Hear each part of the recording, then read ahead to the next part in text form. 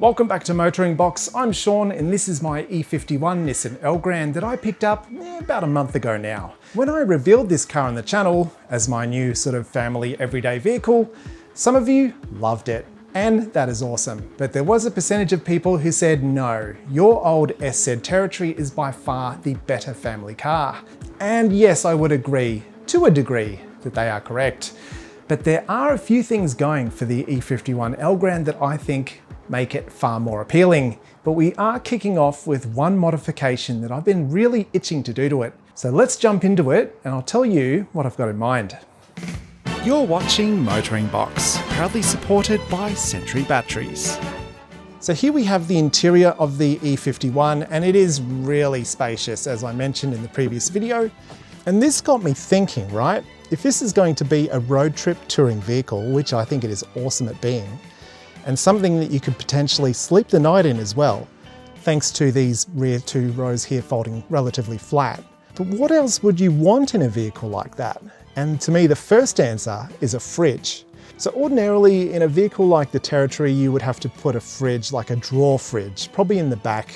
But in a vehicle like this Elgrand, you can actually go for a different kind of fridge. Have a look at this center console, this tiny little thing. When you're sitting in the front seats, your arm literally is resting at this armrest level. And then all the way down here, you've got this tiny little center console. And even though I say it's tiny, it's actually pretty big, but it's just low. And during the entire time of my ownership, I have not used this thing a single time. So I thought, what if we got rid of that center console, which is really easy to unbolt, and put a fridge exactly in that location there? So what we've got here is a console fridge freezer, which I ordered from Oztrail. Now I paid full retail price and I chose it because the measurements and the design I think are going to line up absolutely perfectly with the space that I have available between the front seats in the E51. Now this thing, as the name suggests, is kind of like a center console, but it's a fridge. So it's very long, pretty narrow, and it's actually pretty tall as well. And it has a leather or maybe fake leather sort of a lid, which lifts up like a center console. So let's get in there, we'll strip out the old console and then we'll dummy this up in place and see what we need to do to mount it and just check whether it's actually going to fit. Let's do it. All right, so to remove this console, there are simply 4 bolts in the bottom. So let's remove the little liner and then get these bolts taken out.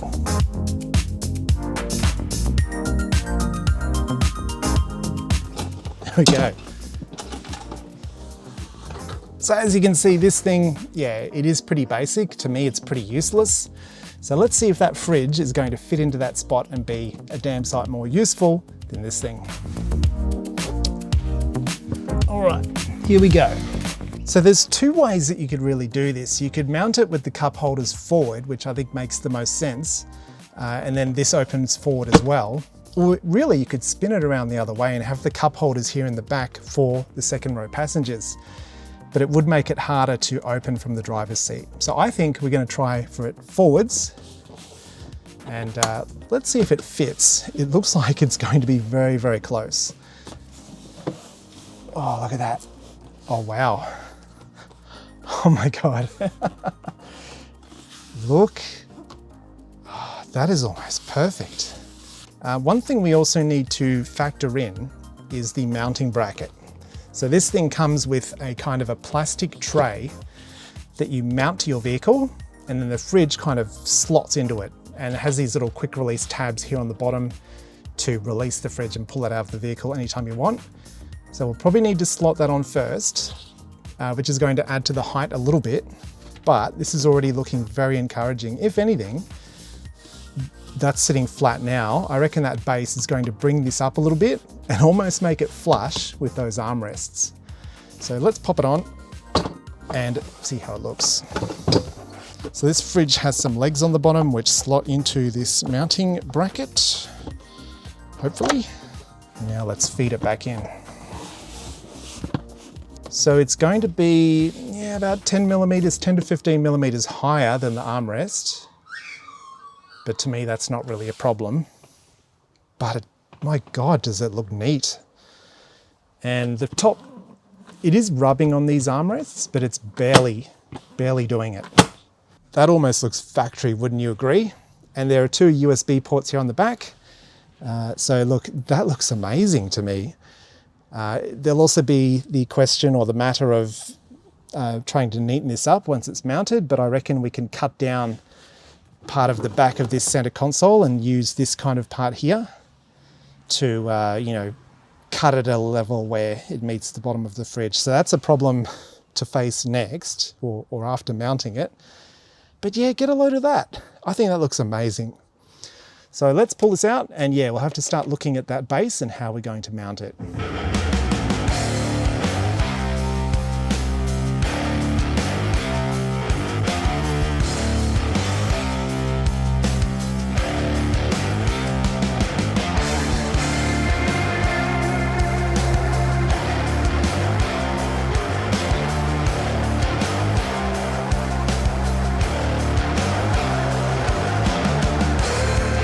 Right, I've been messing around with this for a little while off camera, and let me show you the solution which I reckon is going to work.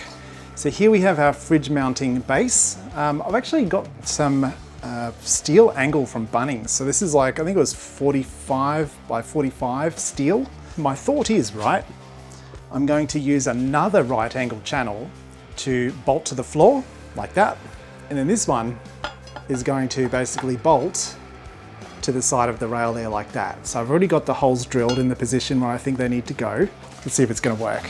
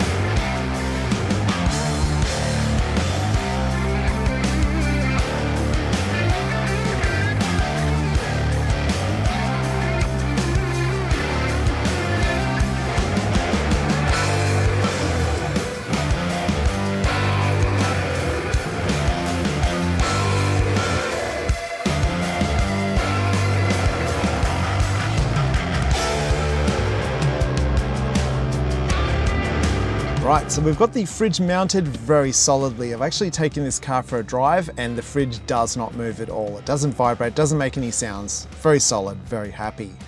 And it is humming away here because I've been trialing it and seeing how quickly it cools down. And I've actually got some figures here for you if you're interested.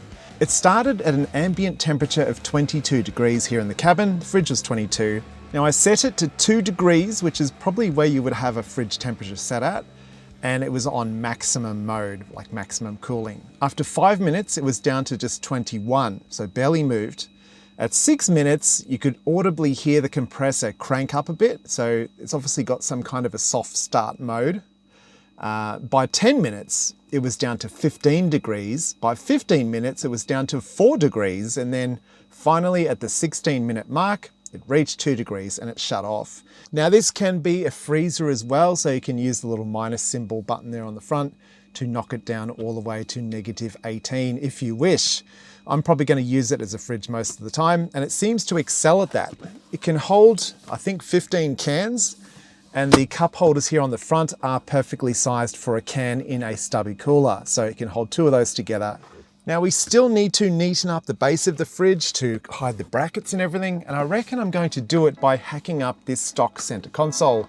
There's just one little problem with that plan though, because it turns out these center consoles are extremely rare. Shame.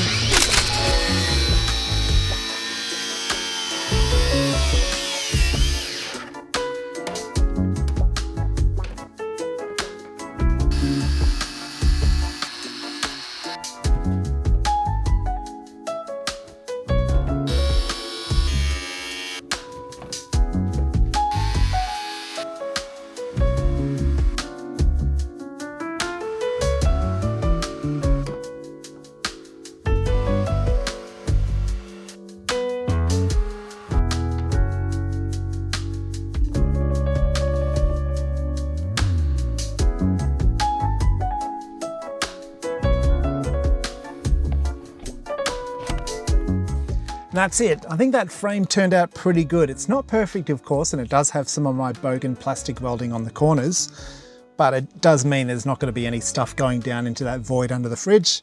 It's finished off fairly neatly, and yeah, pretty happy. I think it suits the Elgrand perfectly. It fits beautifully in between the front seats here, gives you an extra space here to sort of rest your arm when you're driving, and when you're thirsty, you simply lift the door, grab whatever you want, and you're away. So obviously this fridge can go down to -18 degrees. It is very cold when you want it to be. Cools down fast, relatively quiet. You can hear the compressor, if you can pick it up on the microphone there, but for a fridge, I think it's pretty good. Now, obviously with a fridge in a car, you don't really want to be running it off your starting battery when the engine's not running, because starting batteries are not really designed for this purpose. So in the next video, we're going to be taking a look at the battery and seeing what upgrades are available and then dropping one into suit. So if you have any questions about this fridge install, do let me know in the comment section below. I know I glossed over some of the mounting of the bracket and everything, but really it's going to be different depending on what car or vehicle you're going to be installing a fridge like this into. If you're doing an Elgrand, this fridge does suit very well, but yeah, you do need to mess around with the brackets a little bit, and it will be like that for any vehicle, as I just mentioned. So if you've got any questions, put them in the comment section below. Otherwise, smash that like button, support the channel, have a good one. I'll see you next time.